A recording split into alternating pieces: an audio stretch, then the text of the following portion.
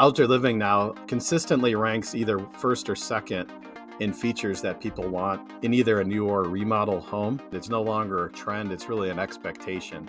And we hear this from builders throughout the country. Even some of the large national builders are saying we need to add outdoor living spaces to our new homes or people won't buy them. That is a fundamental shift from 5 years ago. But 5 years ago is like, well, we can't offer that because it'll take away from the kitchen upgrade, right? So welcome to the podcast today. We have Joe Raboine on with us. Welcome, Joe. Hey, Brad. Yep, glad to be here. Thank you. I'm excited to have you on. So Joe is the Vice President of Design at Oldcastle APG, a CRH company. That's quite the title there. It's a mouthful. Yeah. Really confusing, that's for sure. But that's great. Well, it's interesting because, we here in Phoenix, the outdoor space is a huge part of what we do. My ties to Oldcastle and Bellegarde go back quite a ways. I mean, you may not know this, Joe, but I worked early in my career on a huge hotel resort here in town, and we worked with the team at Bellegarde and Oldcastle, did the entire resort, the Omni Mauna Lucia in Paradise Valley, and one of the signature projects in town. So going on 20 years now, and you guys put out some amazing product. Awesome. Well, I didn't know that, but really appreciate it. That's great. So maybe let me start here. Outdoor living, I know this is something you're passionate about, Joe, and I am as well, as I kind of alluded to. But, just based on all of your experience in the industry, human interactions, motivation, happiness, I mean, all these things that come from being outside. What are things that you've noticed? Why is Oldcastle so passionate about that space? I love that question, by the way. That's if you've heard my other podcasts or other interviews, I've talked about this often. I started in this space as a contractor in 1992. So I can't believe already 32 years being in quote outdoor living. And back in the day, the beginning in outdoor living space was let's say a 10 by 15 foot slab of concrete or Holland stone patio, right? It's like, so if you see, you watch that evolution over the last 3 decades. The thing for me, and I was a contractor for about 17 years and have been on the manufacturing side for the rest of that time. It's always fascinated me to try to understand the drivers behind why people buy and build these spaces, right? Because as you know, I mean, you're in construction, they're not easy to achieve necessarily, right? Especially if you're looking at a large comprehensive space with all the bells and whistles. And despite that, I mean, they can, cost many thousands of dollars, if not in the hundreds of thousands in some cases. And it's fairly disruptive. It can be expensive. It's messy. But despite all that, we've seen this exponential growth in the industry. And this is, it's cool being a part of a company as big as Oldcastle and CRH. We have a global perspective really on what's going on. And, when you pause and you step back for a second, you're like, it doesn't matter where people live, what they look like, what their income level is. There's something about outdoor living that just resonates, right? It's like if you see, a beautiful fire pit, universally people see they don't even know why, but I love that. I want that. That's the response. And what's interesting is over the last 5 years, I would say, especially worldwide, there's this growing awareness of why that is, right? I think some of this you would think is intuitive, but they're studying how our brains respond to being in natural environments, and roughly 95% of our brain is subconscious, right? So we're not even thinking about this. We're just reacting to things. But when they monitor our brain waves, when we're in a natural environment, there's all these amazing things that happen. Within 20 minutes, our stress levels drop, our dopamine and serotonin levels spike. Our stress levels drop, in fact, up to 40% within like a half an hour. Our average heartbeat rate drops to 6 to 8 beats per minute. And so it's interesting. I think we all feel this way. And I think this is why when it's a nice day, we're drawn to be outside. Like, think about spring fever, right? When it gets nice, we're like, I hate being in an office. I got to be outside, right? And that's universal, right? So that underlying driver is what we believe is really drawing people to want these spaces. Now, as being part of the industry, whether you're a builder, designer, right, architect, I think understanding this is critical because you can use this information to really develop something that truly is transformational for your client, right? When you understand that these are that number one, being exposed daily to nature is fundamental to who we are as people, right? I mean, we just need that. And if you understand that, you can think about, well, how can I design this space so that someone can use this on a daily basis in a way that really enhances their life? And clearly, outdoor living spaces are always going to be part of a place to entertain, but they're also a place to just de-stress, unwind, read a book, meditate, exercise, work remote. Like those are key parts of it as well, which I think are oftentimes overlooked. Um, so for Oldcastle, when we think about who we are, I mean, we really uh, pride ourselves on offering the solution in terms of products for the space, but ultimately, the tagline "Live well outside" to us really means whether you can afford a very elaborate space or you can afford a bag of gravel to build a fire on. Like it should be attainable for all, because the benefits of that are so far reaching, right? In terms of the health and wellness, kind of that everyday, that balance that we all need is super important. What's interesting, Joe, is you're really knowledgeable, even going through like, the heartbeats, as people change. But as you're sharing that, I'm thinking to myself, I'm like, look, I live in Phoenix, and in Phoenix, we're very fortunate that we have sun most of the year, right? But the funny thing about Phoenix is people don't realize the desert gets pretty cold. So in those winter months, December, January, February, which Hmm. can be a little cold, this year we had a little bit more rain than typical, but now here we are, later in the season, and sun's out. And so kids are outside swimming. They're coming home from school wanting to swim. I was just at a project recently, and we're outside, of course. Oldcastle and Bellegarde is all over through this design we have, and the client was playing their speakers, and there's just like energy. You sit outside, as you mentioned, and you have the speakers going. You have these amazing amenities, and it's inspirational, right? It's like you mentioned the stress, how that lowers, and how naturally a lot of us just don't get enough time outside.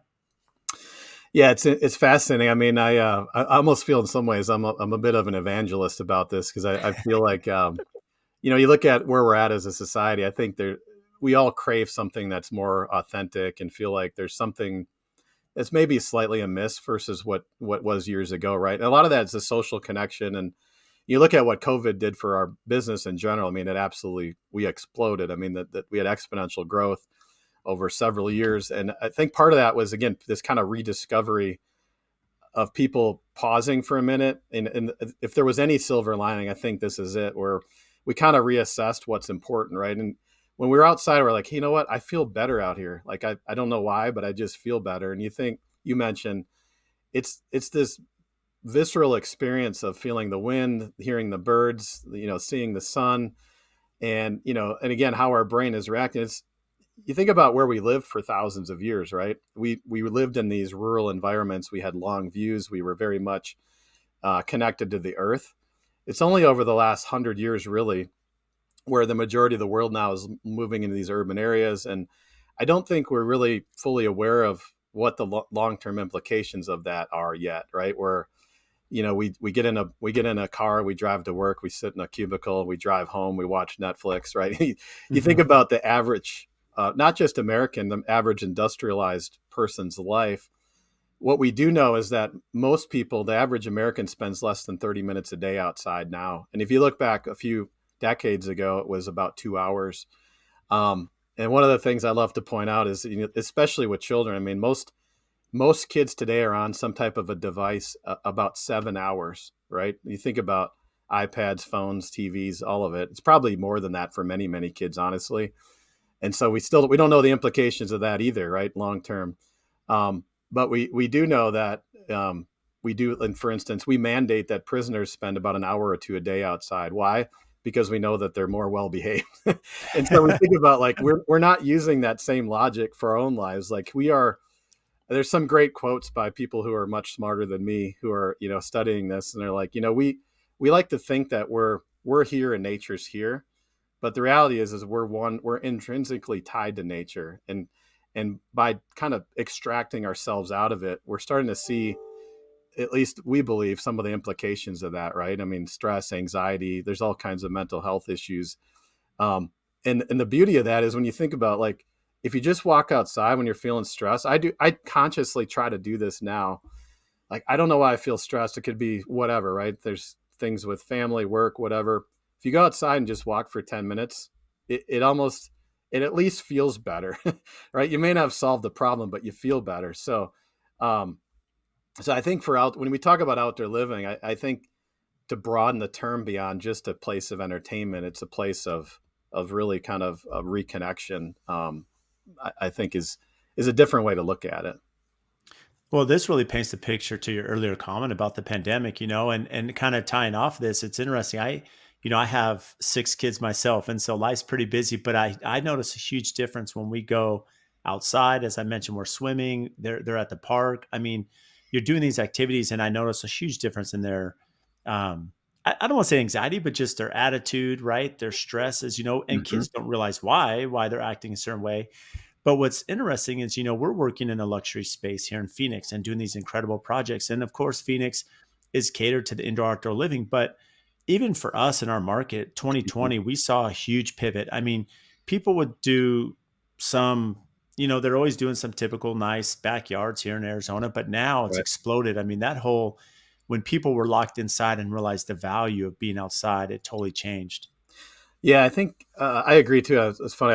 I have 5 kids, so I don't meet too many people who have more kids than me. Uh, but yeah, kids. You're right. I mean, when you think about kids when they're little, like, and you try to remember back when we were little, they're fascinated by nature, right? And until we kind of school that out of them in a way, they would prefer to be outside always, right? Looking at bugs, playing in the mud, dirt, all of it, right? Throwing rocks. Throwing Yep. rocks and so I think again, you point some of these things out to people like, oh yeah, that totally makes sense. It's just something that we're not conscious of.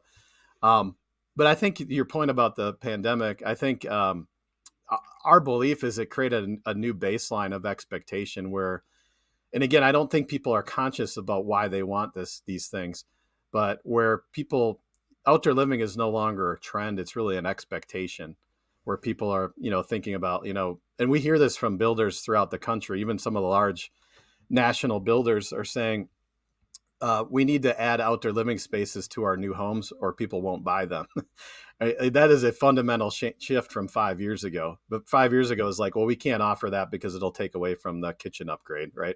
So and when you talk to people, and I've tons of stats that we study every angle of this. The vast majority of Americans the vast majority already invested during COVID in their outdoor living space, but upwards of 60% still plan to invest fairly heavily in their outdoor living spaces. And so when you look at a lot of the research that's being done by trade organizations, whether it's through realtors, national builders, remodelers, outdoor living now consistently ranks either first or second in features that people want in either a new or remodel home. Um, so again, we're constantly trying to figure out like what is the driver of that, right? And again, I think that's subconscious. People, it may be. I think it's one thing to look at and go, well, they're seeing pictures of these beautiful spaces. There's an outdoor fireplace, a kitchen, and they want to keep up with their neighbors. But I think it's much deeper than that because there's easier things to buy than to buy an outdoor living space if that's really your driver, right? Like I can go buy a Corvette or a boat or a vacation home, but it takes somebody who really wants something like this to do it. And I'm not trying to paint the picture that these are unattainable by any means, but it can be a fairly lengthy process. Um, so there's got to be something deeper at heart there. Well, there's some work to it. I mean, you give a good example there when you're saying, yeah, you could go buy something off the shelf, a boat or a car. That's one thing. When you're building a luxury, complex outdoor space, there's complexity. I mean, you're dealing.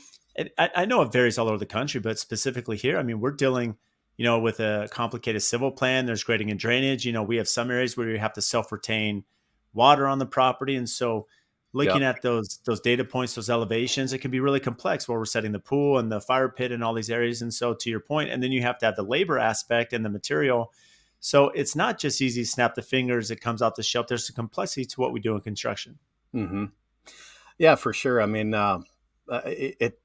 it's interesting. I think when you look at some of the trends that we're seeing in this space as well, not only has the overall industry grown, the average size of the project has grown. I would say at about 25% versus pre-COVID. So when you think about why that is, and you look at the spaces that are being designed. If someone's designing a space to be used every day versus, let's say half a dozen times a year for a barbecue, it's a totally different value proposition, right? It was like, I'm using this every day. I'm gonna put more value on it. I'm gonna, it makes more sense to me to invest in that. And I think the more that people see that, and have friends and family that have these types of spaces, or they see it on TV or wherever, they're just becoming more accustomed to, this is part of what a home needs, right? It's just like, you need, we don't, there's a lot of things we don't need in a home, but like, you need a kitchen, you need your bedrooms and your bathroom. Like, I need an outdoor living space. It's just, it's a no brainer. And I would say it's interesting when you look back, every home up until the 1950s, for the most part, just about every home had a porch, which was the original outdoor living space, which was more social even. So I would say the outdoor living space today has really become the new porch. Like, people are just, I need a space that connects me to the exterior.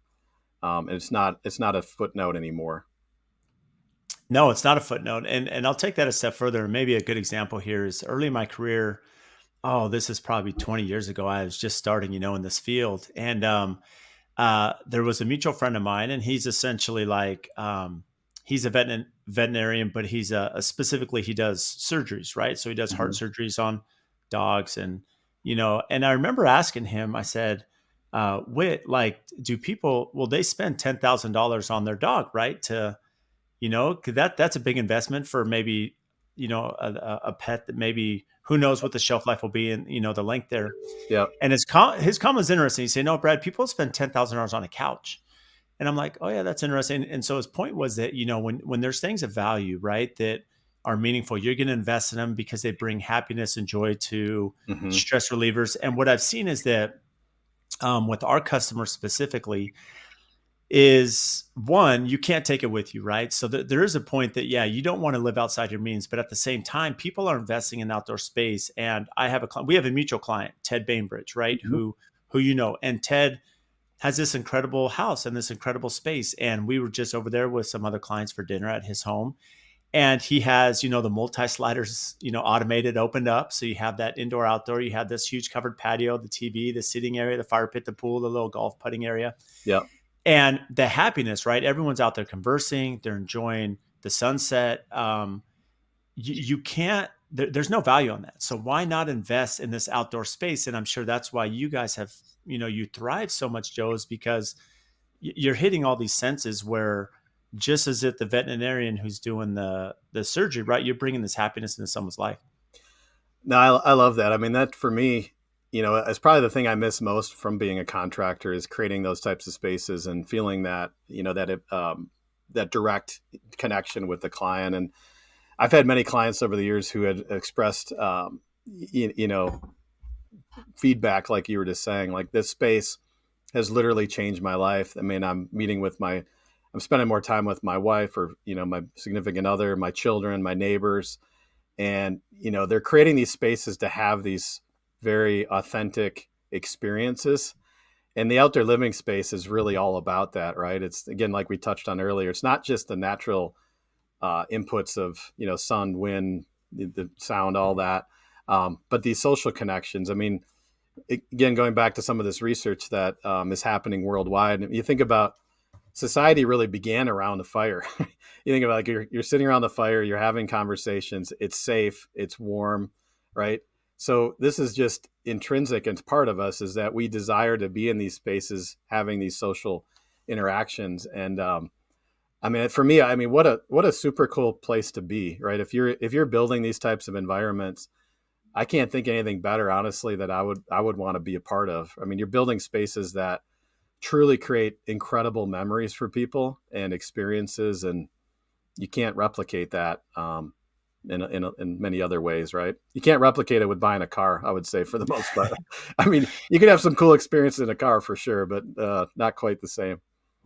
Yeah, and I love this point because I think many of us builders, and you've been a builder in the past, contractor, and I want to get into that, Joe. But essentially, we're looking for differentiators, right? How do we separate ourselves? And the example you gave is, you said, even at the production level, the entry home, people are coming in, they don't want that backyard of dirt. right? Where they Mhm. have to do it themselves a year later or whatever it may be. Yep. They want it finished turnkey in this. And any of our clients or prospective clients that have walked some of our projects and they see these amazing backyard spaces, right? Hmm. There's just, it's a selling point. So there's collaboration there.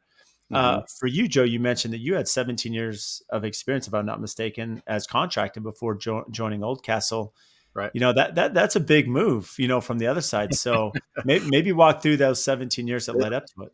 Yeah, so it's interesting. So I started the company with my brother, like as I mentioned, 1992, outside Milwaukee in Wisconsin. So we worked in southeastern Wisconsin, northern Illinois, and we were primarily on the masonry side of the business. A lot of people that come in, come from, like, let's say, maintenance and lawn care.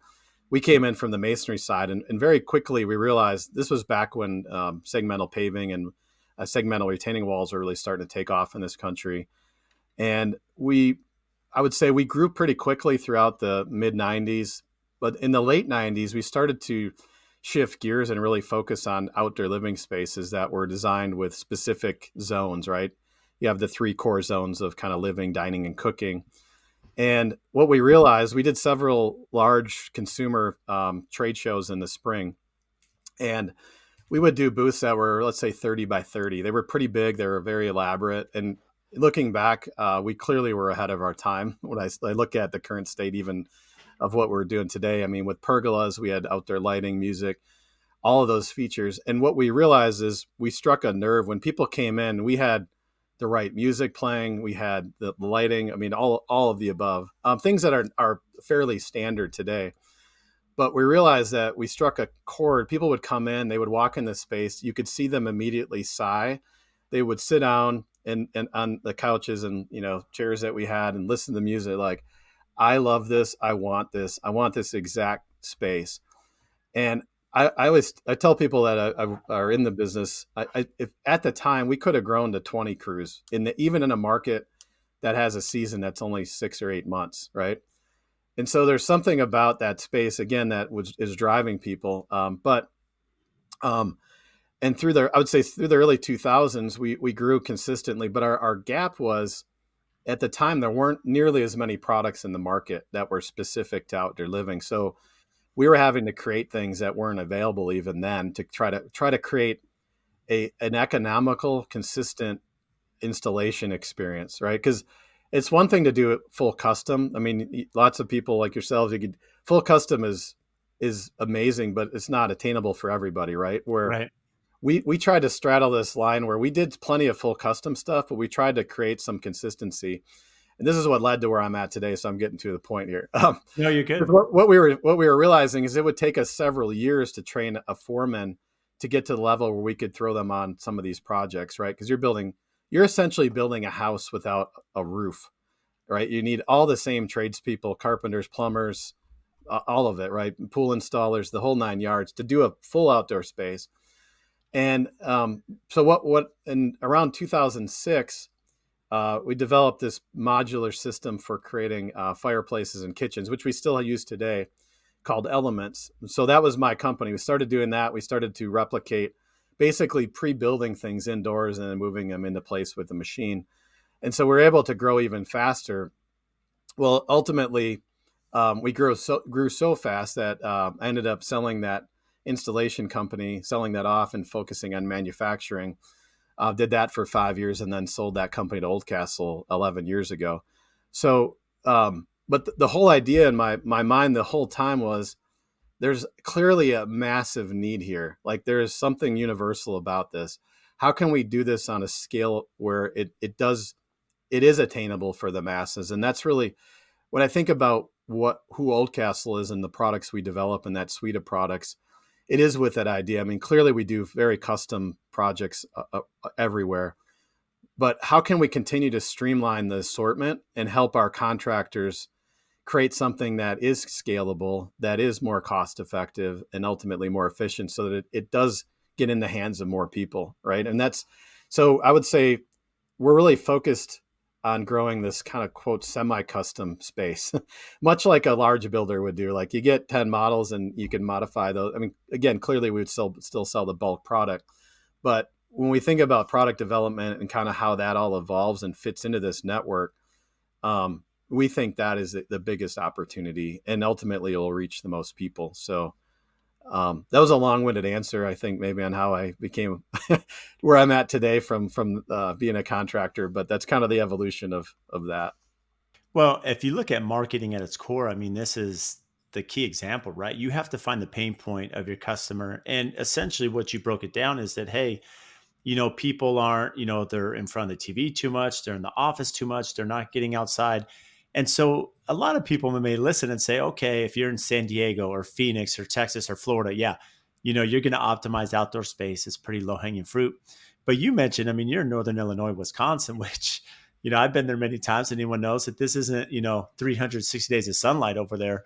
Yeah, And even with the small season, the business exploded because you're offering something. And then not only are you offering a product that people want, but now you're trying to create a standardization, so then that way it can be installed. Not everything's custom. And, that's right. kind of led these points of your career. And that's what I think a lot of people miss is they're trying to figure out how to, scale or improve their business. Yeah, it's just funny. I moved to Georgia 9 years ago. We're based in Atlanta, so the Oldcastle headquarters. And I have 2 points here, but it's interesting when I moved down here, being from the Midwest, and to your point, the weather is very iffy, and you don't have a lot of great days, right? Let's say in the summer. But I will, being part of a company of the scale that we are. I mean, we sell product throughout North America, all the way from Alaska to the Caribbean. And when you look at like the North, for instance, when it is, because people will make this comment all the time to us, like, well, that's great, but yeah, if you live in San Diego or Phoenix or Atlanta, but not for me. But Yeah. when you look at the reality, the average number of pools per capita is highest in markets like Minneapolis, right? Or even further north than that, up into Canada. You think about, and I live there, right? And so, but when it's nice out in a market like that, people are outside all the time. Like it could be 50 degrees and sunny, 40 degrees and sunny. They're outside. Like this is the greatest day ever, right? When you're in an environment where it's nice all the time, you're like, yeah, it's not perfect, so it's a crappy day out, right? Like it's just the mentality shift. And I noticed that even moving to Georgia, right? The weather's not as great as Arizona, but it's still great. You get a lot of sun. People will apologize when it's, I remember we're looking at houses, they're like, oh, I'm so sorry, it's not a nice day. I'm like, it's 75 and overcast. Like this is a beautiful day. Um, but but so yeah, so it's interesting the perspective. But when you think about that in that lens, it's like you can be in a cold weather climate and still absolutely grow an outdoor living business. I mean, people, doesn't matter where.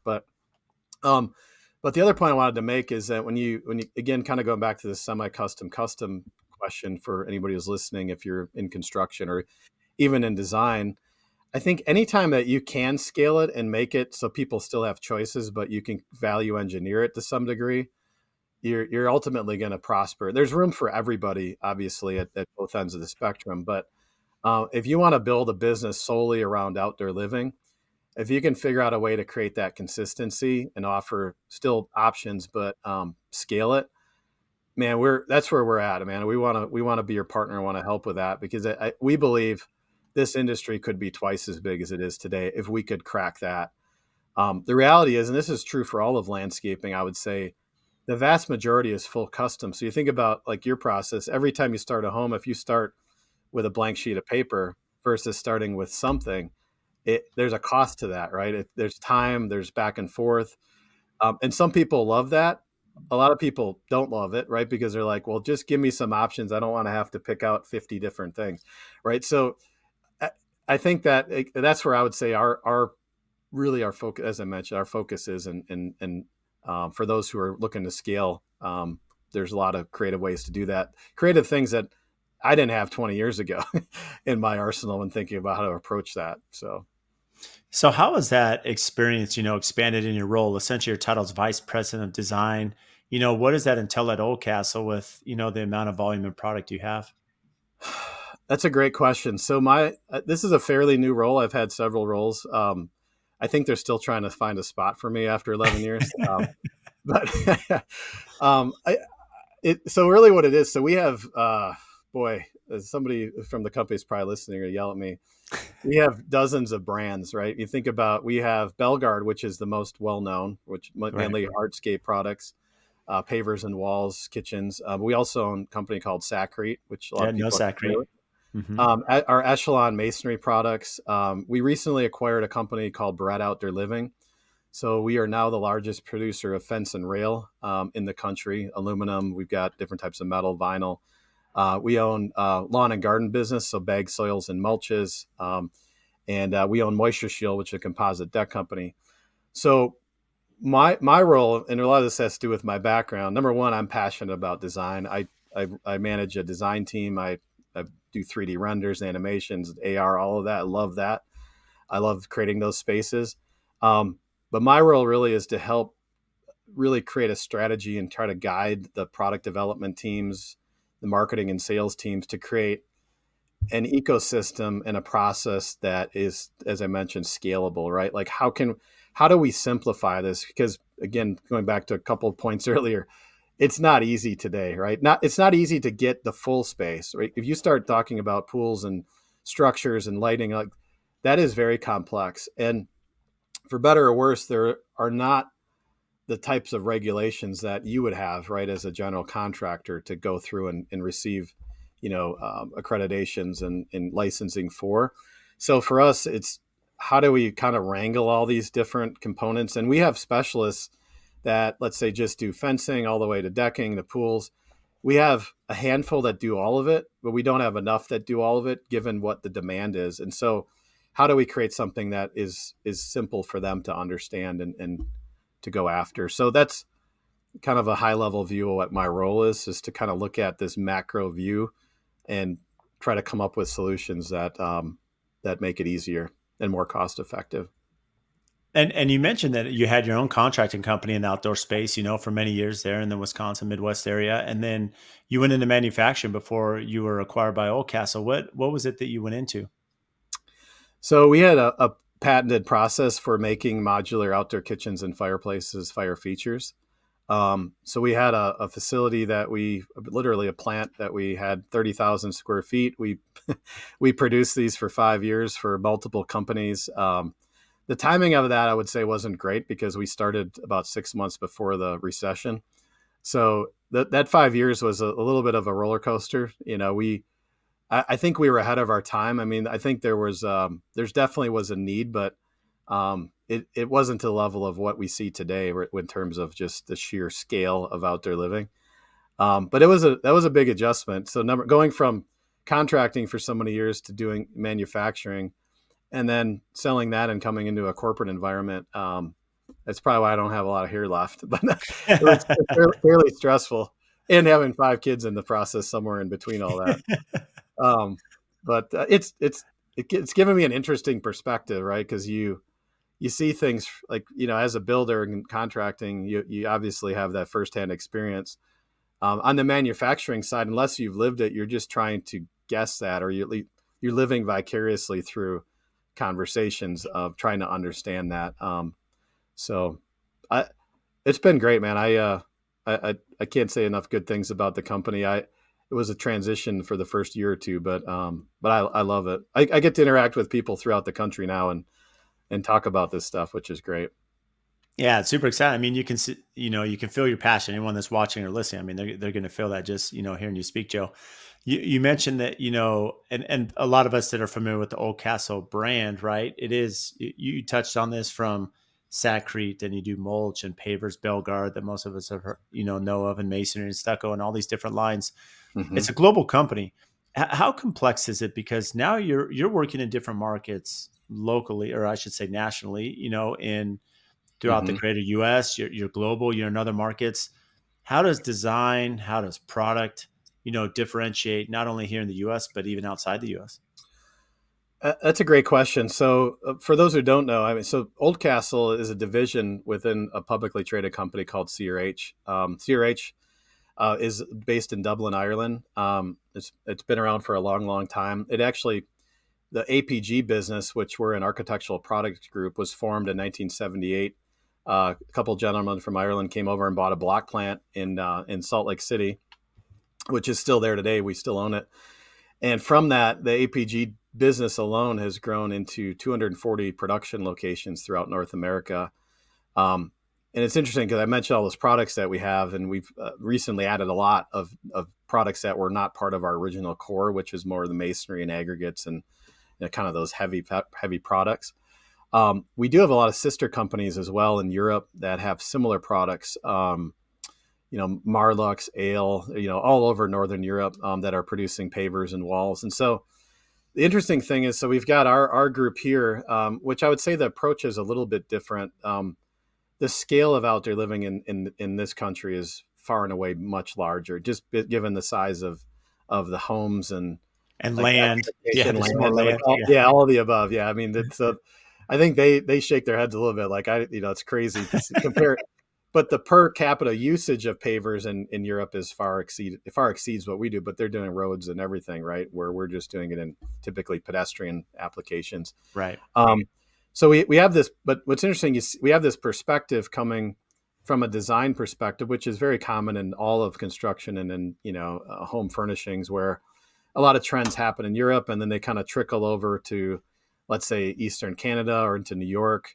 They'll leapfrog that and go over to LA, and then they'll take a few years and kind of filter into the middle of the country. So that's kind of the progression of how those trends happen. So we're able to see some insights into what's happening there and get ahead of that. We have a full team of R&D people up in Montreal that are constantly working on different solutions. But I think the cool thing for us is, now that we've acquired these other parts of the portfolio, is this kind of cross-pollination of ideas, right? Because thinking about, like, if I was just a railing producer, I may not know anything about pavers or especially masonry.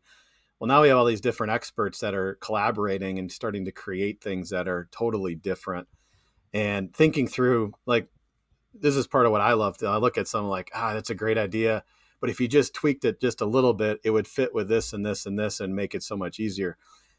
I don't think, and that's just part of creating things, right? Where if you don't know what you don't know, but when you get people together who are experts and you start to talk, I mean, it's exponential, right? You start to think about all the things that could be. And so for us, I think we're just at the very beginning of what we're seeing is possible, right? So our outdoor living has reached a certain point, but I think now that we're looking at it in a holistic view and not just pavers, not just decking, I'm excited about where we're headed with creative ideas, creating efficient products, creating solutions that, are unprecedented. So I'm not sure if that answered your question No, clearly. it did. There's a point I want to touch on because I think it's fascinating. You mentioned that by offering these different scopes, right, that we have, there's some collaboration.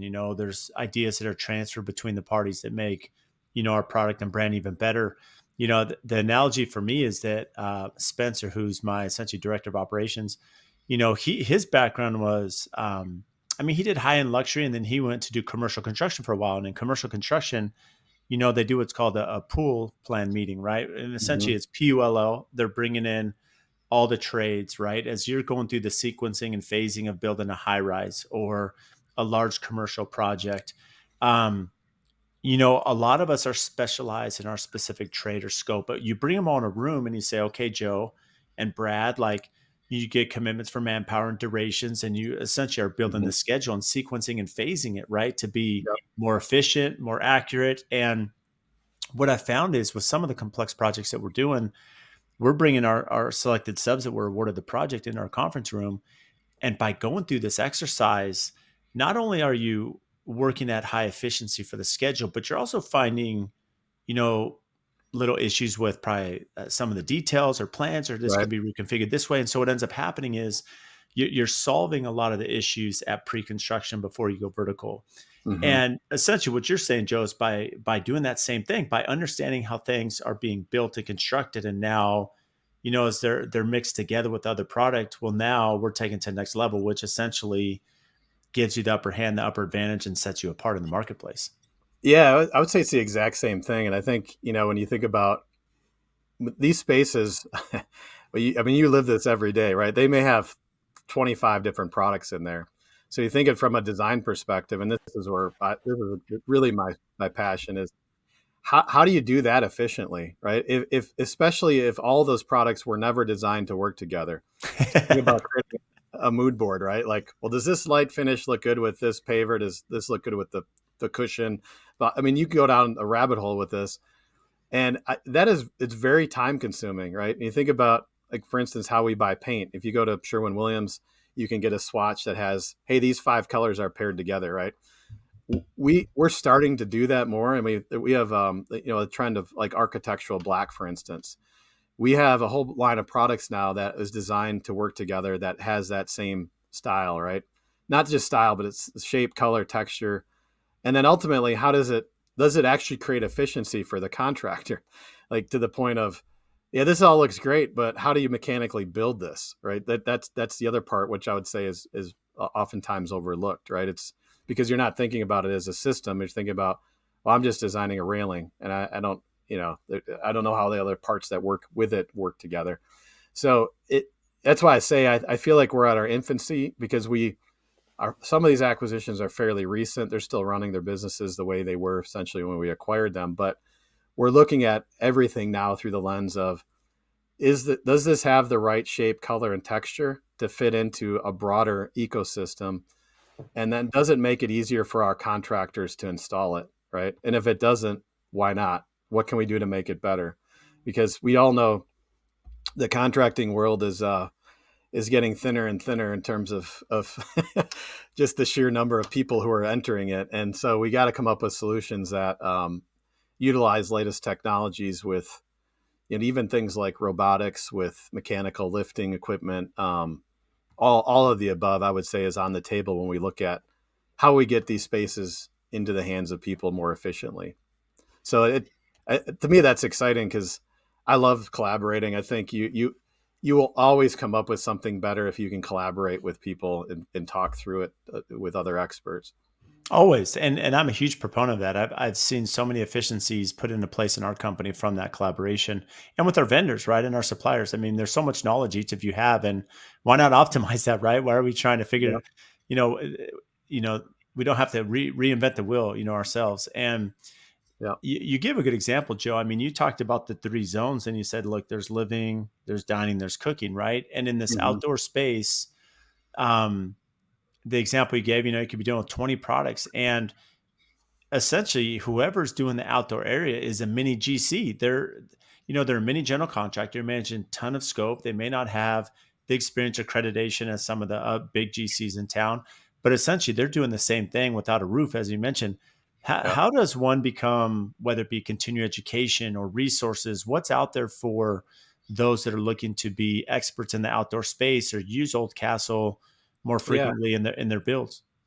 Yeah. I mean, we have a ton of resources online, and depending on which facet of that you're interested in, and I would say, I talk about this often. Like, the biggest opportunity I feel in the outdoor living space is for someone to become essentially a GC of the space, because the vast majority of the people you deal with, they don't have the time or the wherewithal to basically manage all those subcontractors. And quite often they're forced to if they want the space, and many people do, but it creates a lot of frustration. So I would say, number one, if you think you want that, well, first of all, I would say step back for a minute and try to do a self assessment. A lot of contractors, I would say, I was, including me back in the day, didn't do that as often. Like, what do I want to be? How big do I want to get? What type of business do I want? Once you figure that out, then go attack it and figure out, like, find somebody who's done it. And we have lots of people that we can connect you with. If you came to us, for instance, you say, hey, I'm in Phoenix and I want to become an outdoor living contractor, a true full-blown outdoor living contractor, we can help make the connections with people in that market that are specialists in every facet of the space. um, if you just want to remain a specialist, we can connect you with the GCs who are looking for those people. But we do have a lot of online resources. We're continually building those out, different platforms, with e-learning. We have uh, Bell Garden universities where people can go and take full day sessions, get accreditations through the different trades. Um, I think we still have a long way to go with that. Just kind of going back to, I would say probably 90% of our contractors are pretty highly specialized in one facet of the space. They're either deck builders, pool builders, paver layers, and again, that's fine. But but if you really want to help your homeowner get to this space, you either need to become the GC or you need to find other partners that you can refer and kind of collaborate with to create those spaces.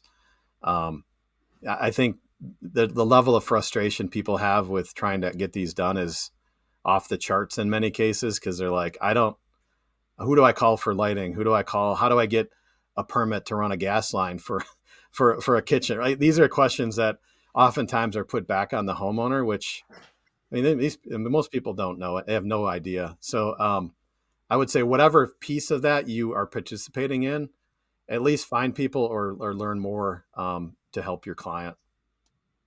Yeah, that's really good advice. So what keeps you up at night? Oh boy, probably my kids. um, I don't. I think it is the labor piece. I think that there's, if I look at it from selfishly from the Oldcastle perspective, I think labor is going to be our biggest obstacle to growth. I think there's absolutely, unprecedented demand for what we're doing. Labor and training and like all of that, it kind of together is the thing that we need to solve. And I would say our industry needs to solve, Mhm. right? It's the lack of consistency, oversight. I'm not necessarily an advocate of regulation, but some type of a structure that people can comfortably, rely on as a homeowners is key. I would say that for me is what I'm concerned most about. And again, I'm also concerned about that for the next generation. I think there's tons of opportunities. I think even, how do we recruit and create excitement for that next generation to come into this business? I look at what today is versus 30 years ago when I started. The tools, the equipment, the knowledge, the products, like it's all there for the taking. If someone is thinking about getting into this, we have the experts, throughout to really help guide them and create a successful business. But I don't think as an industry we've done a great job telling our story to get people to come into it, and we need to do a better job at that. And it's interesting. I think there's two parts. I mean, you touch on the labor, which is a big concern, I think, for all of us builders, contractors, suppliers, especially in the next 20, 30 years. Um, Ideally, through social media and education, I think people are seeing that there's a lot of avenues to be successful. You don't have to go to college, and trades are Hmm. needed, labor's needed. I think so many people can build a highly successful career going into the trades. So Hmm. that's one aspect is the labor. The second thing is a lot of us are creatures of habit, right? So what ends up happening is products are getting more complex. They're bigger, right? People want, bigger Belgar pavers, right? They want bigger Oh yeah. slabs. And I've seen now that like some of our installers, at least the savvy ones, they almost have similar to like you're using these suction cups on a mirror, like our mirror guys who are putting them Hmm. up for these big heavy pavers that can weigh 150, 200 pounds. And it's shocking because how travertine and different pavers and concrete products are pitted, but yet it still works. Yep. And that's where, there has to be an education of some of the tools and resources out there that probably weren't there years ago. Yeah, no, that's a great point. We and over the last 5 years, the number of specialty tools that have come out is just mind boggling. Like your point, people do want larger format. I mean, you look at the Europeans, for instance, a 3 foot by 4 foot paver now is not uncommon. Now those might be used more for industrial type applications, but how do you maneuver that, right? You get over 100 pounds, it starts to become, a hazard really to some degree to install. So, but there's things like, vac lifts that are two person where, two people with a simple vac lift, I mean, that might cost $2,500 can lift a 150-pound slab and they set it. So you think about the efficiency. They're not on their hands and knees. They're just walking over, they're picking it up together. They're laying it down, 4 or 5 square feet at a time sometimes. So you think about, it doesn't necessarily cost more, but to your point on the creatures of habit piece, it's, we still fight where they're like, well, our crew can lay 10 pallets a day and there's, I could do 4 pallets an hour. I'm like, but can you do that every day consistently for 30 years? I would argue no. And you wouldn't Yeah. want to do that to your body. And so but you have to show them the alternatives. Like, and we're partnering with companies like Pave Tool and Optimus who have specialty equipment. But that's happening throughout all of construction, right? With, the masonry side, with really all aspects of trying to pair that up. Where I would say today, if you have the right tools, and I've seen with a lot of hardscape and outdoor living contractors, you can get away with maybe two people on your crew, right? So you're investing in specialty tools where you're literally not breaking your back, you're not straining yourself. It's all mechanical, and you go home at night and you can sleep well. You don't have to go to the chiropractor. Like there are ways to approach it that don't require it. Like I was saying earlier, I think we haven't done a good enough job outlining what that looks like, what that ideal scenario or setup looks like, and then more importantly, making sure that that next generation sees that, right? Because yes, we are producing products that are concrete and stone and very basic overall, but the methods for that design and installation are radically changing, and we're embracing technology to do that. So Well, it's incredible, and I love that you're at the forefront of this, Joe. As we get to closing here, because you've been gracious with your time, best advice you've been given. I love the idea that that we're always learning. I think that's something. Whenever you think you got it figured out, I mean, the older I get, the more I realize I don't know anything. So I think the idea that you're just constantly a student, right, and talking with people and trying to make connections and looking at things from a different perspective. For me, I think that makes all the difference. There's nothing worse than having an employee who's not teachable, right? You've probably experienced, like, if somebody thinks they know everything, then you're going to have a problem. And some of the most successful people that I've ever met are very curious, like curious about you, your personal life, what you're doing, the products, like, and that curiosity, I think, I think it drives people and it leads to great things, right? And I think if we're all able to kind of keep that open mind, we'd all be better for it. So It's really good advice. I think if you don't continue to push yourself and that continued education, right, it's going to pass you by, right? It's that quote: "The only constant is change," right? So you better adapt. But oh yeah, uh, for sure. yeah, and what do you do for fun? Oh man, I probably similar. I think you mentioned earlier. We love to hike. I love being outdoors. I kayak. I love music. I love art, photography. I mean, everything. Family, outdoors, like anything related to that. I love being in outdoor living spaces, sit around the campfire, live music. All of that is that's what drives me, man. It's awesome. Well, I appreciate the passion. I mean, Joe, I think for anyone listening, it's been a real treat to hear about not only your story, but with Oldcastle and Bellegarde, and how me selfishly as a general contractor, how these things can set us apart, right? Um, so for those listening, where can they find you? They can find me on LinkedIn. That might be the easiest spot. So it's under Joe Raboine. You can reach out to me directly if you want to email me, Joe period Raboine, Raboine at oldcastle.com. I'm always looking for great conversations and collaborations. And I love trying to entertain people in terms of if they have an idea, reach out and I'll set something up and talk to you. But Brad, I appreciate it immensely, and I appreciate your business. I think the home you built for Ted and the project that he did, absolutely amazing, and we truly appreciate it. Well, the feeling's mutual. I mean, you've been a great partner of ours for, as I mentioned, 20 years that I've been building here in Phoenix. So thank you, Joe. Appreciate you. Awesome. Yeah, thanks for inviting me on the podcast. If you get value from the show, please support us by giving a 5-star rating and review on whatever platform you listen to. And I also have a favor to ask. We've had some incredible guests that come on and share their wisdom, their knowledge about their business. So if you have friends or family members that could benefit from those episodes, please share it with them, as well as any other business owners that you're networking with that could get value from the podcast or certain episodes. Please share those as well. Again, subscribe, make sure you're following. Any questions that you have, topics. We've had listeners reach out about certain guests that we should have on the show. Again, brad.l@aftconstruction.com. Email me for topics to address, guests that we should have on, and even if you think you'd be a great guest for the show. So again, thank you for all your support, and we'll see you next time.